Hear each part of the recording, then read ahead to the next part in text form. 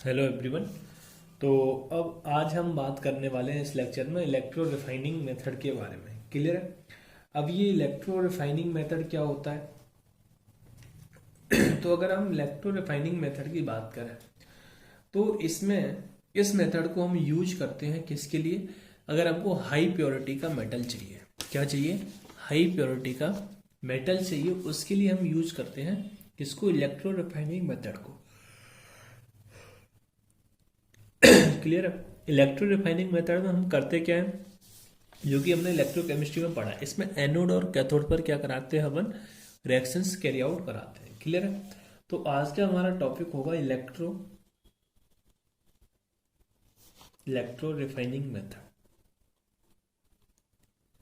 ये भी आपका प्यूरिफिकेशन का मेथड है, इलेक्ट्रो रिफाइनिंग मेथड। क्लियर? तो अगर हम इस मेथड की बात करें तो इसको जनरली हम यूज करते हैं एल्यूमिनियम के लिए, गोल्ड के लिए, है ना, सिल्वर के लिए, PbNi, ढेर सारे हैं। अपन बात करते हैं तो लिखेंगे फर्स्ट पॉइंट इसमें, this method is used, this method is used for aluminium, triple A तो है ही, गोल्ड और Ag, है ना, कॉमा कॉपर, Pv, Ni और क्रोमियम एटसेट्रा। क्लियर है? ओके। सेकेंड पॉइंट जो याद रखने वाला है वो क्या है? किससे आपको क्या मिलता है? हाई प्योर मेटल ऑप्टेन होना है ना, highly highly pure metal is obtained, highly pure metal is obtained.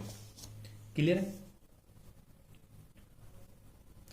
अब इसमें जो प्योर मेटल आपको मिलता है वो किसकी हेल्प से मिलता है? इलेक्ट्रोलाइसिस की हेल्प से मिलता है ना। जैसे कि नाम से ही पता चला, इलेक्ट्रो रिफाइनिंग, है ना, यानी कि इसमें हमको इलेक्ट्रोलाइसिस कराते हैं, जो कि हमने इलेक्ट्रोकेमिस्ट्री में काफी डिटेल में पढ़ा है। तो वहां से हमको क्या मिलता है? प्योर मेटल मिलता है। तो इसमें लिखेंगे इन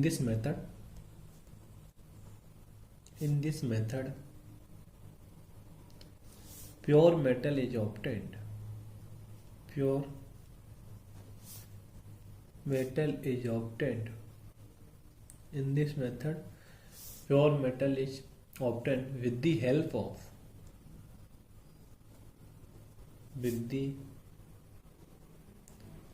of electrolysis,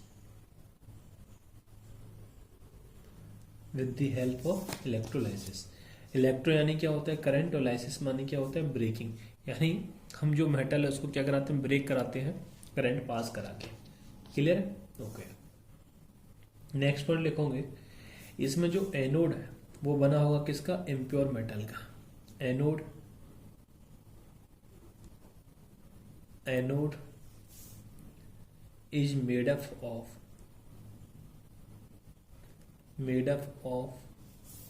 impure metal.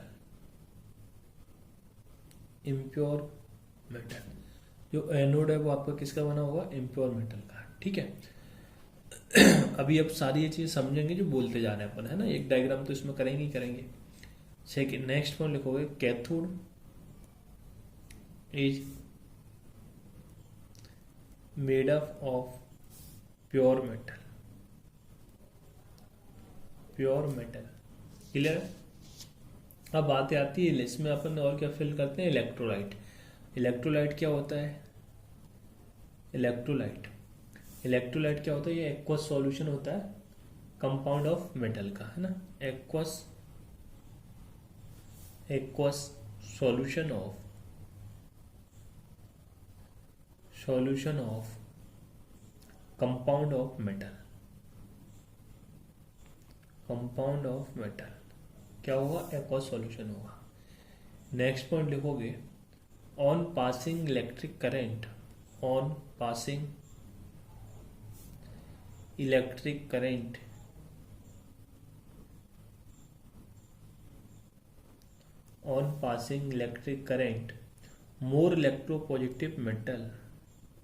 more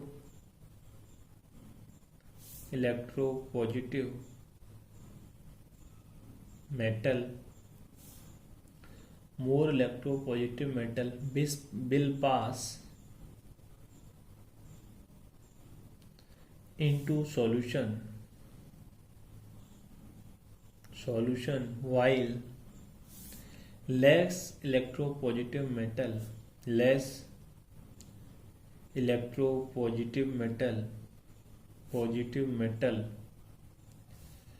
will settle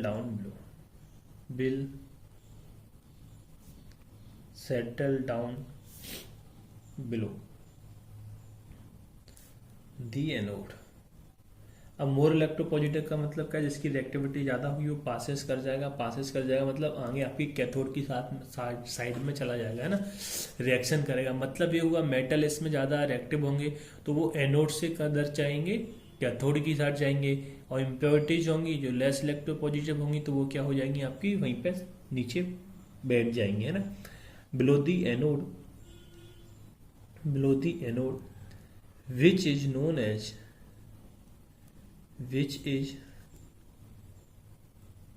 known as anode mud. उसको हम किसके नाम से जानेंगे, एनोड मड, है ना। मड माने होता है जो समझते हो, जो मिट्टी टाइम में जम जाए, कुल तरीके से ऐसे समझ लो ना, जो गीली मिट्टी होती है ना तो वो जम जाती है ना, उसको हम बोलते, उस टाइप का होता है, उसे हम क्या बोलेंगे, एनोड मड। और स्लजिट भी बोलते हैं इसको, स्लजिट भी बोलते हैं ना, SLUDGE। क्लियर है, ओके। अब इसमें नेक्स्ट पॉइंट लिखेंगे, concentration of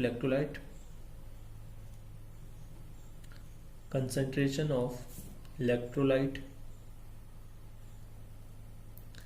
remain constant.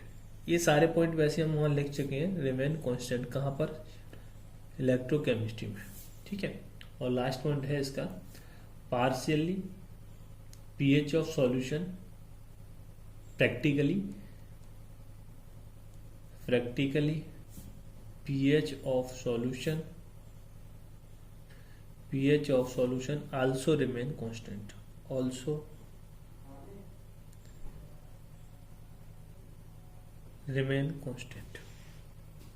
Clear है, ओके। अब ये इतने सारे पॉइंट हो गए, मैं ये थोड़ा सा इसको शॉर्ट में आपको बता दूं कि इसमें हम करने वाले क्या है। सबसे पहले इलेक्ट्रो रिफाइनिंग की बात करें तो इसमें को हम अगर हमको हाईली प्यूरिफाइड मेटल चाहिए या प्योर मेटल चाहिए उसके लिए यूज करते हैं, और जनरली हम इसको गोल्ड सिल्वर ट्रिपल ए के लिए यूज करते हैं, है ना, ठीक है। नेक्स्ट तक इसमें हम इलेक्ट्रोलाइसिस कराते हैं। इलेक्ट्रोलाइसिस में एनोड और कैथोड दो चीज़ें होती हैं, एनोड पर इम्प्योर मेटल लेते हैं, कैथोड पर प्योर मेटल लेते हैं, ठीक है। और इसमें जिसकी इलेक्ट्रोनेगेटिविटी इलेक्ट्रोपॉजिटिविटी ज़्यादा होती है वो क्या होता है, पास कर जाता है सॉल्यूशन से, जो इलेक्ट्रोलाइट आपने फिल किया। जिसकी इलेक्ट्रोपॉजिटिविटी कम है वो सेटल डाउन हो जाता है, ठीक है। और इसमें कंसंट्रेशन ऑफ pH पर कोई फर्क नहीं पड़ने वाला है, और एट द एंड आपका जो कंसंट्रेशन है वो कैसा रहेगा, कांस्टेंट ही रहेगा। जो आपने इनिशियल लिया होगा वही आपके पास क्या होगा, फाइनली होगा। अब अपन इसको एक एग्जांपल के थ्रू समझने की कोशिश करेंगे।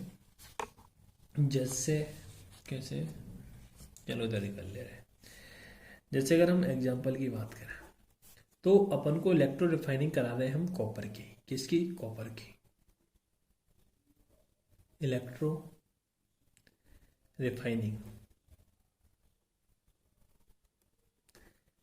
Refining of copper, that is CU, ठीक है।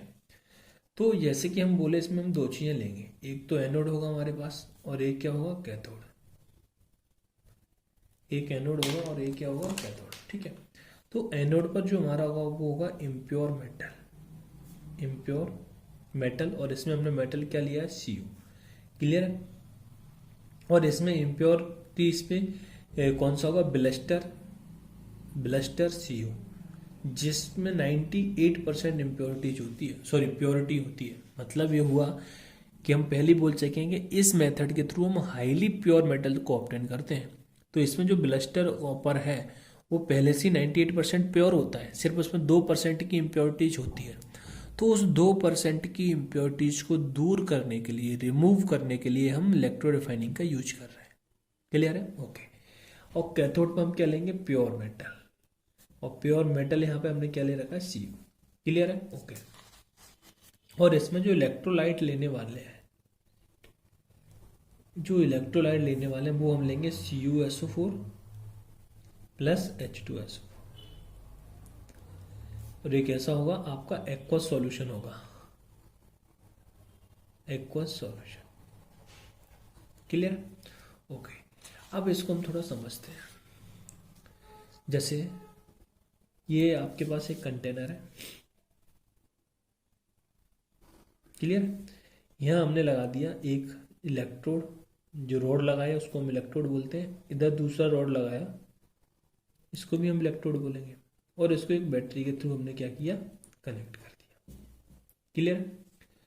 अब भाई इसको बोलते हैं हम एनोड, ये फिक्स है। और राइट साइड वाले को बोलते हैं कैथोड। हम इलेक्ट्रोकेमिस्ट्री में बात कर चुके हैं।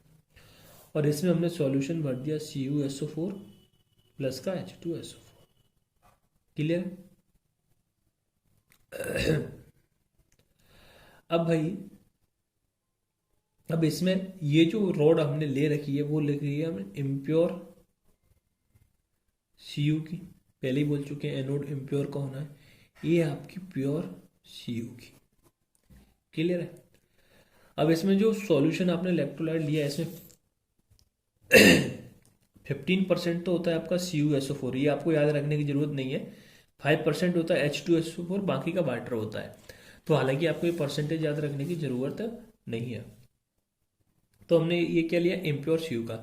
अब भाई होता क्या है कि जो इम्प्योर Cu है ये मेल्ट करता है और पहुंच जाता है इसके साथ, और यहाँ जाके रिड्यूस हो जाता है। ऑक्सीडेशन होगा इधर जब मेल्ट करेगा तो, ठीक है। और यहाँ जाके क्या हो जाएगा? रिड्यूस हो जाएगा और वो कन्वर्ट हो जाएगा किसमें? प्योर मेटल में। किसमें भाई? प्योर मेटल में। और इम्प्योरिटीज होंगी वो क्या होंगी? यहीं की यहीं बैठ जाएंगी। ये सब आपको याद आ रहा होगा, सर आपने इलेक्ट्रोकेमिस्ट्री में पढ़ाया है। क्लियर है?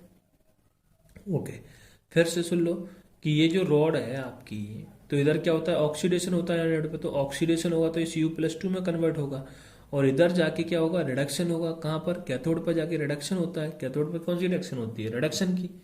तो यहाँ के रिडक्शन होगा, तो रिडक्शन का मतलब क्या है? Cu+2 से कन्वर्ट हो जाएगा Cu में, ठीक है। तो यहाँ जाके वो प्योर मेटल में कन्वर्ट हो जाएगा, क्योंकि जब वो मेल्ट किया तो इम्प्योरिटीज तो इधर ही रहेगी, सिर्फ मेटल मेटल उधर गया ना, ठीक है। ओके। अब जो आपने इम्प्योर जो Cu की रॉड ली है, इसमें आपकी इम्प्योरिटीज क्या होंगी? इम्प्योरिटीज क्या होंगी? इम्प्योर Cu जो आपने एनोड पर ले रखा है, कहाँ पर ले रखा है भैया? एनोड पर ले रखा है। Cu यानी कॉपर होता है भैया, है ना, ठीक है। तो इसमें जो आपकी इम्प्योरिटीज होंगी वो Ag की हो सकती हैं, Au की हो सकती हैं, Pt की हो सकती हैं, है ना। ये क्या होंगी इसमें? इम्प्योरिटीज। ये क्या होंगी इसमें? इम्प्योरिटी, ठीक है। अब बात आती है सर यहाँ पे ये इम्प्योरिटीज है। अब बात आती है यही इम्प्योरिटीज क्यों है? समझ रहे हो ना? क्योंकि भाई इन सबसे ज्यादा ऑक्सीडेशन पोटेंशियल ज्यादा किसका है? Cu का ज्यादा है। तो ऑक्सीडेशन किसका होगा? Cu का होगा। और बाकी की ये तीनों क्या रह जाएंगी? मतलब तीनों में से कोई एक भी हुई, दो हुई, या फिर तीनों की तीनों हुई, तो वो क्या हो जाएंगी? वहीं पर रिमेनिंग बच जाएंगी, जो एनोड मड की हम बात कर रहे हैं। समझ रहे हो ना? तो भाई इसमें होता क्या है कि जो कॉपर है उसका ऑक्सीडेशन पोटेंशियल ज्यादा है। सर कैसे? अभी आपको याद होगा चापा, चापा कैटेगरी। तो चापा यानी Cu, Hg, Ag, Pt और Au, ये मैं आपको पढ़ा चुका हूँ इलेक्ट्रोकेमिस्ट्री में। तो भाई ऑक्सीडेशन पोटेंशियल इसका ज़्यादा है, इसका कम है, मतलब इससे तो इन सबका कम है। क्योंकि हम बात किए थे इलेक्ट्रोकेमिस्ट्री में टॉप टू डाउन आने पर ऑक्सीडेशन पोटेंशियल कम होता है और रिडक्शन पोटेंशियल बढ़ता है।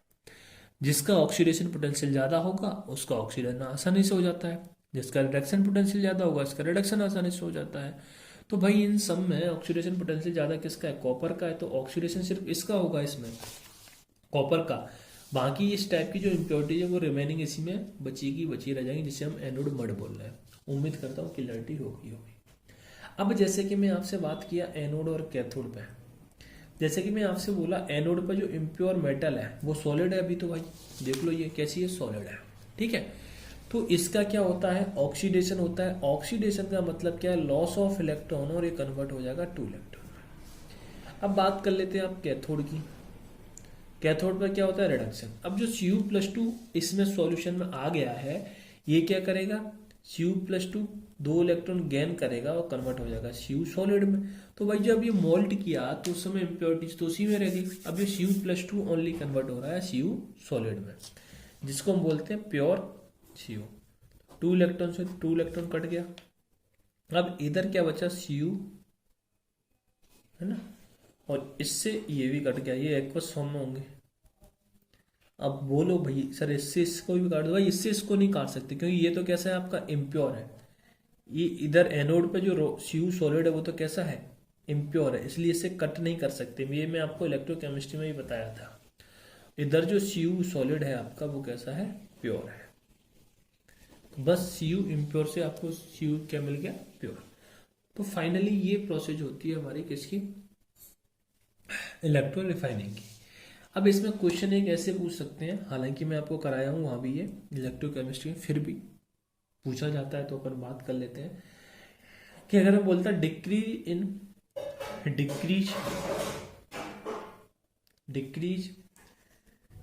Weight of anode rod is x ग्राम, कितना है भाई, x gram, and increase in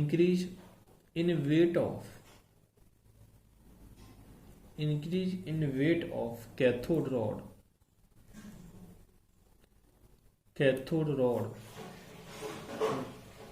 is 22 ग्राम, कितना है, 22 ग्राम। देन तब क्या होगा, तो आपके पास ऑप्शन ए है x greater than y, option B है y greater than x, option C है x इक्वल टू y, और ऑप्शन डी है C and D, can not determine, पता ही नहीं कर सकते। तो देखो इसमें क्या है, decrease in weight of anode rod is x and increase in weight of rod is y।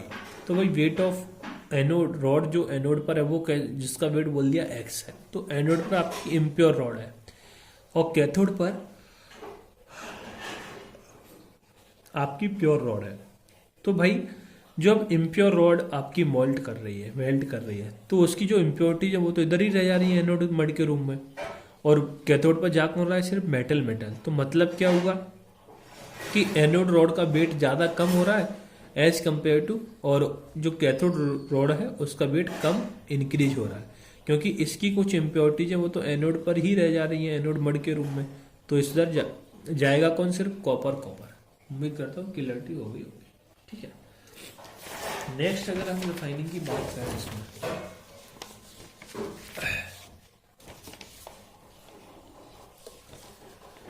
Second, अब मैं सिर्फ बताऊंगा आपको एनोड पे क्या है कैथोड पे क्या है ना, अब बाकी पूरी प्रोसेस नहीं करेंगे क्योंकि हम इलेक्ट्रोकेमिस्ट्री पूरी प्रोसेस कर चुके हैं। जैसे आप एजी की इलेक्ट्रो रिफाइनिंग कराते हैं है ना, किसकी, एजी की, अगर आप इसकी इलेक्ट्रो रिफाइनिंग कराते तो सिर्फ मैं एनोड और कैथोड की लिख रहा हूँ क्या क्या होगा। तो आप एनोड किसका लेते, इम्प्योर एजी का, और कैथोड किसका लेते, प्योर एजी का। क्लियर है। और इसमें आप इलेक्ट्रोलाइट लेते AgNO3 प्लस HNO3। क्लियर है। अब फिर से वही डायग्राम नहीं बनाएंगे, ये सब बता दिए। बस आपको फाइनली याद क्या रखना है कि एनोड इम्प्योर का लेना है, कैथोड प्योर का लेना, बस बात खत्म।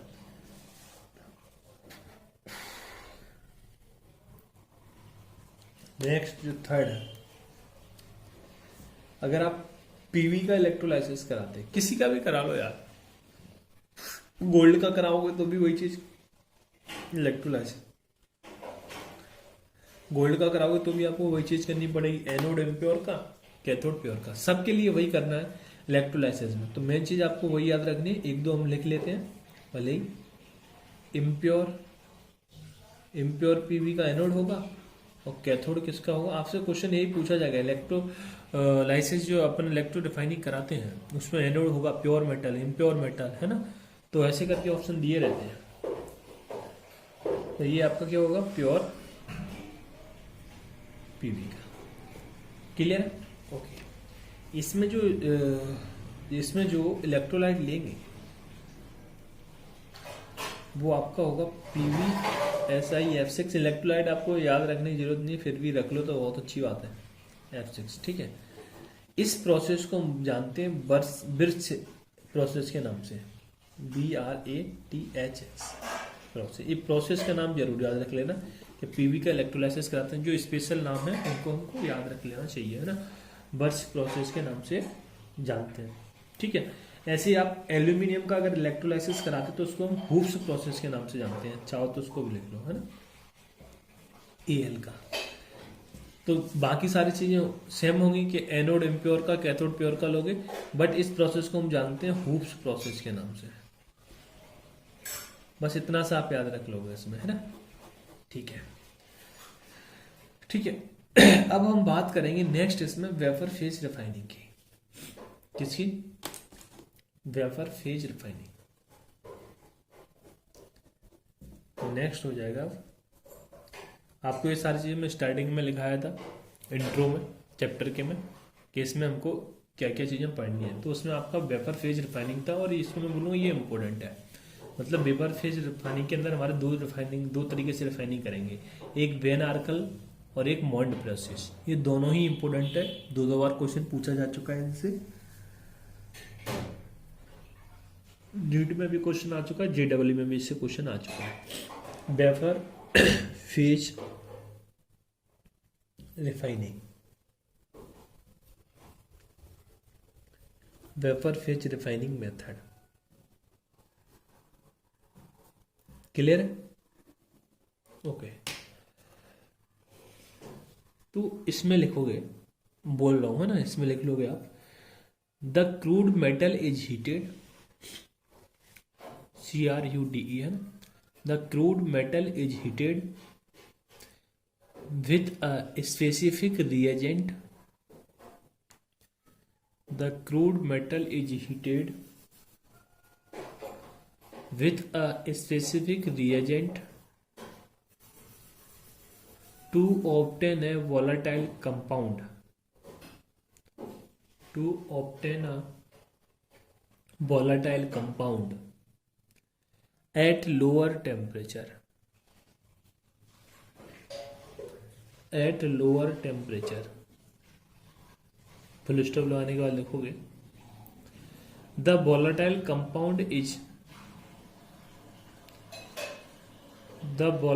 compound is then heated at high temperature। मतलब ये हुआ, पहले आपने volatile compound को हीट किया किसी स्पेसिफिक रिएजेंट के साथ, है ना, सॉरी, पहले आपने क्रूड मेटल को हीटेड किया किसी स्पेसिफिक रिएजेंट के साथ, तो वो volatile compound में कन्वर्ट हो गया जब आपने किया लो टेम्परेचर पर। अब आप क्या करोगे, उस कंपाउंड को, जो वोलेटाइल कंपाउंड मिला है, अब उसको आप हीट करोगे हाई टेम्परेचर पर। तो आगे लिखेंगे, the volatile compound is then heated at high temperature, at high temperature, है ना। फुल स्टॉप लाने के बाद आगे लिखेंगे, the volatile compound decompose, the volatile compound decompose at the high temperature,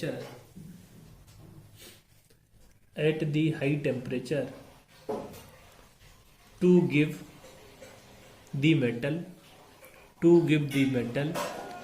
nickel, titanium, zirconium, to give the metal Ni, Ti, Zr, etc.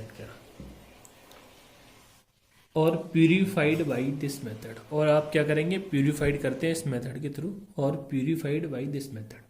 तो देखो, एक सिंपल सा मीनिंग है इसका वेपर फेज रिफाइनिंग का, कि इसमें क्रूड मेटल को पहले आप हीट करो किसी स्पेसिफिक रिएजेंट के साथ। अभी हम बात करेंगे इन तीनों के लिए स्पेसिफिक रिएजेंट क्या है पूरा डिटेल में। तो स्पेसिफिक रिएजेंट के साथ हीट किया लो टेम्परेचर पर, तो उसने पहले क्या किया, एक वोलेटाइल कंपाउंड बनाया। उस वोलेटाइल कंपाउंड को आप फिर से हीट करोगे हाई टेम्परेचर पर, तो वो क्या होगा, डीकम्पोज हो जाएगा और दे देगा आपको क्या, निकल, टाइटेनियम, जर्कोनियम। अब ये तीनों क्या एक ही देगा? नहीं भाई, जिसका आप कंपाउंड लोगे वो चीज आएगा। निकल का कंपाउंड लोगे तो निकल मिलेगा, टाइटेनियम का लोगे तो टाइटेनियम, जर्कोनियम का लोगे तो जर्कोनियम। इतना सा मेथड है। अब इन तीनों के लिए डिफरेंट डिफरेंट मेथड है, दो मेथड है पढ़ने हमको, वेन आर्कल मेथड और मॉन्ड्स प्रोसेस, दोनों ही इंपोर्टेंट है। तो अब हम हेडिंग डालेंगे इसके अंदर, तो मेन हेडिंग होगी हमारी वेन आर्कल मेथड। क्या होगी हेडिंग? वेन आर्कल, पूरा नाम होता है van Arkel de Boer process. De Boer scientist का नाम था, van Arkel de Boer process. Clear है? अब ये इंपोर्टेंट है दोनों, ठीक है। तो इसमें लिखेंगे this method is very useful. First one लिखेंगे this method is very useful for removing all oxygen, for removing all oxygen and nitrogen, oxygen and nitrogen as impurity, oxygen and nitrogen as impurity. ठीक है, क्या बोला? This method is very useful for removing all oxygen and nitrogen as impurity. ठीक है, oxygen और nitrogen को remove करने के लिए काम आता है अगर वो उसमें एज ए इम्प्योरिटी है तो। सेकेंड पॉइंट लिखेंगे this method is used, this method is used to obtain, this method is used to obtain highly pure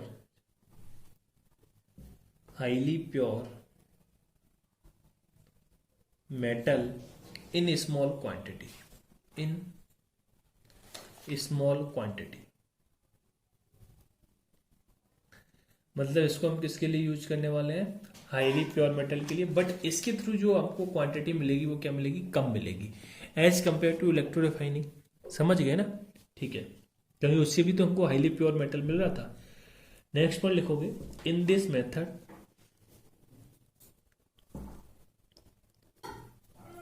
in this method impure metal is treated,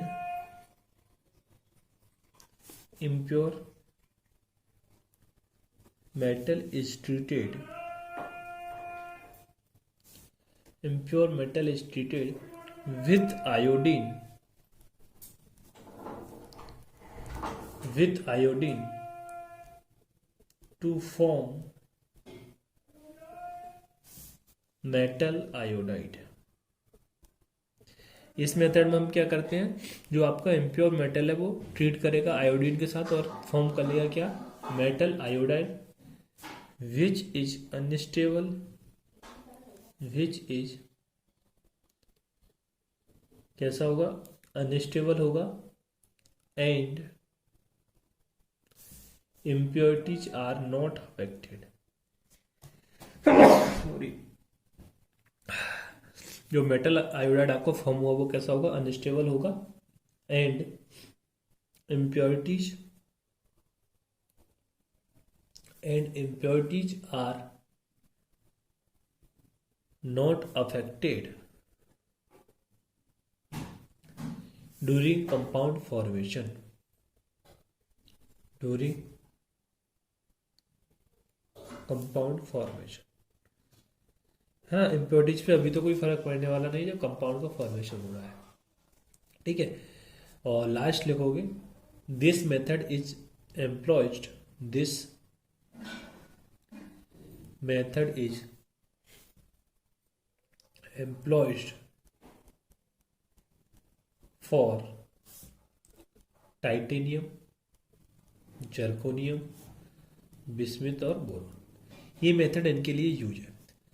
आपसे जो एग्जाम में पूछा गया है वो ये दो पूछे गए हैं, है ना, कि हम टाइटेनियम और जिंक को, जर्मेनियम को किस मेथड के थ्रू हाईली प्योर बना सकते हैं। तो वो है कौन सा? Van Arkel method. उसमें मेथड के नाम लिखे रहते हैं, electro refining, van Arkel method, है ना, मॉन्ड प्रोसेस, कोई एक और दे दिया, ये क्वेश्चन आया हुआ है, तो उसमें आपको फिर क्या लगाना है, वेन आर्कल मेथड, है ना, वेन आर्कल या फिर डी बोयर मेथड प्रोसेस भी लिखा हो सकता है, ठीक है। तो मेन आपको ये दो पूछे गए, तो इसको हम किससे करते हैं, वेन आर्कल मेथड से। इतना ये आपके लिए बस इतना सा इंपॉर्टेंट है स्टॉप, ठीक है। अब हम इसको थोड़ा प्रोसेस समझ लें, इसकी रिएक्शन भी इंपॉर्टेंट है। तो हमने बोला कि हमारे पास इम्प्योर मेटल लेते हैं, पहले टाइटेनियम सॉलिड फॉर्म में लिया, ये आपके पास क्या है, इम्प्योर है, ठीक है। और इम्प्योर मेटल की हम रिएक्शन कराते हैं किसके साथ, आयोडीन के साथ, date is I2, gas form में लिया। तो हमने बोला था पहले वेपर फेज रिफाइनिंग में ना, क्योंकि वेपर फेज रिफाइनिंग के अंदर ही है दोनों, तो पहले बोला हमने लो टेम्परेचर पर हीट करेंगे, किस पे, लो टेम्परेचर पर। तो मान लो हमने 523 केल्विन पर हीट किया, तो पहले तो क्या किया इसने, टाइटेनियम का आयोडाइड बना लिया जो कि गैस फॉर्म में है, तो यहाँ 2 कर दोगे। अब हमने क्या बोला, जो पहले हमने क्या किया, लो टेम्परेचर पर हीट किया किसी स्पेसिफिक रिएजेंट के साथ, यही लिखाया था हमने वेपर फेज रिफाइनिंग में। तो भाई इसके लिए स्पेसिफिक रिएजेंट है आयोडीन, लो टेम्परेचर पर हीट किया, कंपाउंड बनाया, फिर बोला अपन उस कंपाउंड को फर्दर हीट करेंगे हाई टेम्परेचर। तो इसका जो हाई टेम्परेचर, इसमें आपको टेम्परेचर भी याद रखना है, 1800 केल्विन, क्लियर है। तो ये डीकम्पोज हो जाएगा, हमने बोला था हाई टेम्परेचर में हीट करें तो डीकम्पोज हो जाएगा, तो फिर से बन गया टाइटेनियम सॉलिड। बट अब जो टाइटेनियम आपको मिला है वो कैसा है, प्योर है, प्लस 2I2 आपका फिर से बाहर हो गया, रीएजेंट हमेशा आपका क्या होता है, बाहर हो जाता है। तो ये इंपॉर्टेंट रिएक्शन है, ये प्रोसेस रहती है इसकी, क्लियर है, ओके।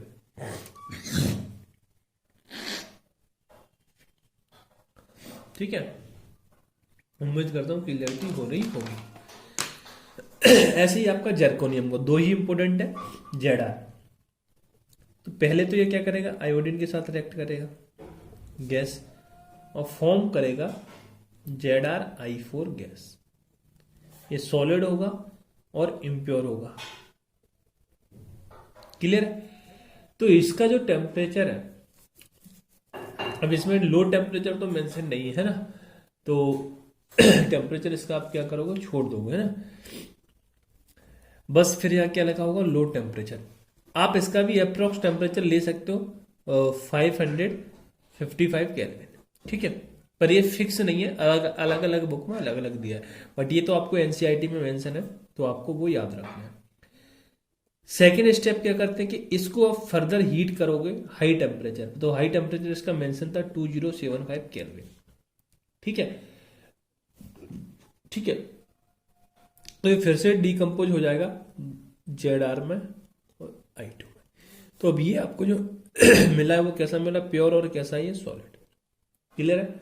उम्मीद करता हूँ क्लियरिटी हो गई होगी, है ना।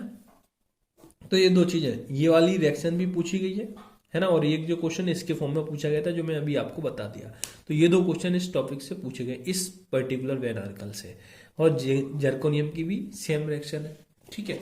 उम्मीद करता हूँ क्लियरिटी हो गई होगी। अब अगर हम इसके बाद बात करें तो हमारा सेकंड थी मॉन्ड्स प्रोसेस।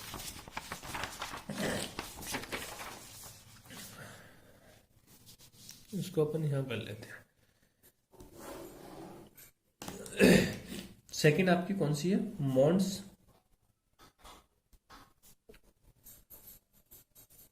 प्रोसेस, कौन सी भाई, मॉन्ड्स प्रोसेस। तो अब हम बात करें मॉन्ड्स प्रोसेस।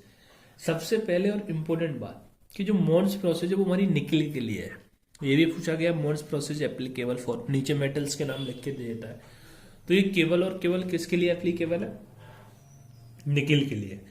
तो पहले मैं इसकी रिएक्शन बताता हूँ, फिर मैं इसकी थ्योरी आपको थोड़ा बता दूंगा कि निकल है सॉलिड फॉर्म में। अब इसके लिए जो स्पेसिफिक रीएजेंट है वो है CO, कोबाल्ट नहीं है, कार्बन मोनोऑक्साइड है। पहले इसको आपने हीट करते हो 330 टू 350 केल्विन पर, और यहां से आपको मिलता है NiCO का whole 4,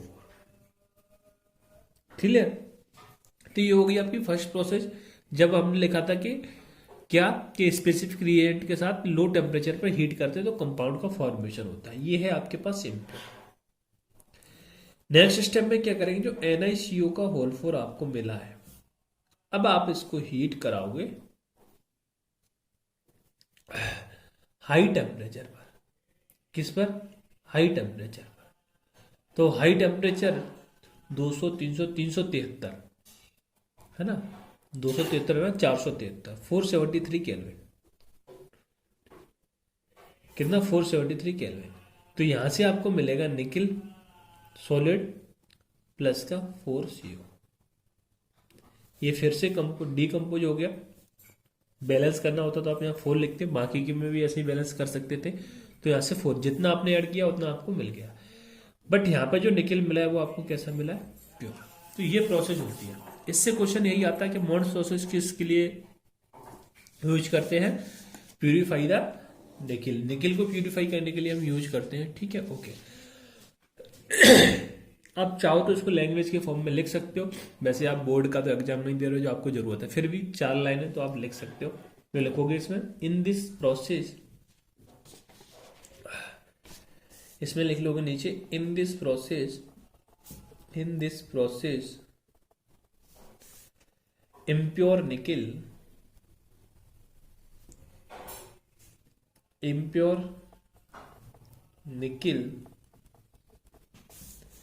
is heated in a stream of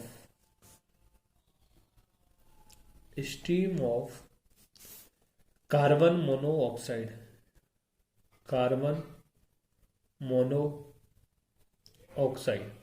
stream मतलब गैस फॉर्म में है ना। ये कार्बन मोनोऑक्साइड लिया, वो किस फॉर्म में लिया? गैस फॉर्म में। कार्बन मोनोऑक्साइड है ना, volatile complex. Volatile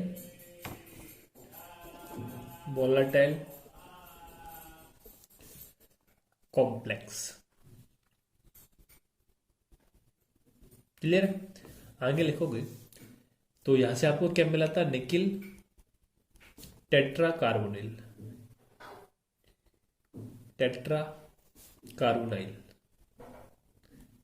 nickel tetra carbonyl मतलब NiCO का होल 4 है ना। Carbonyl is formed, that is NiCO का होल 4। ठीक है। while the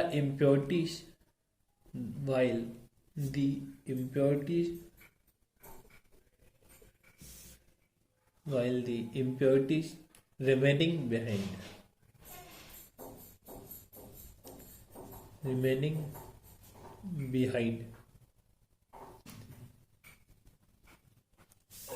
आगे लिखोगे nickel carbonyl is now heated। Nickel carbonyl is heated, फिर से हम इसको क्या करेंगे? हीट करेंगे टू 450 to 470 केल्विन है ना। हमने 473 लिख लिया था है ना। 450 to 473 कर लो जो यहाँ केल्विन है ना। और it decompose to give pure nickel. तो भाई जो मैंने यहाँ रिएक्शन में आपको बताया था वही आपको यहाँ लैंग्वेज में लिखा दिया। तो इम्पोर्टेंट तो आपके लिए क्या है? ये रिएक्शन, और हमें किसके लिए यूज करते हैं? किसको? इस मेथड को। ठीक है। तो यहाँ तक हमारी अब सारी की सारी प्रोसेस कंप्लीट हो जाती है जो हम किसी भी मेटल की रिफाइनिंग के लिए यूज करेंगे। ठीक है। तो अब हम इसके बाद करेंगे एक्सट्रैक्शन ऑफ मेटल्स। जैसे अपन Ag का एक्सट्रैक्शन करना है, जिंक का एक्सट्रैक्शन करना है, आयरन का करना है। क्लियर है? ओके।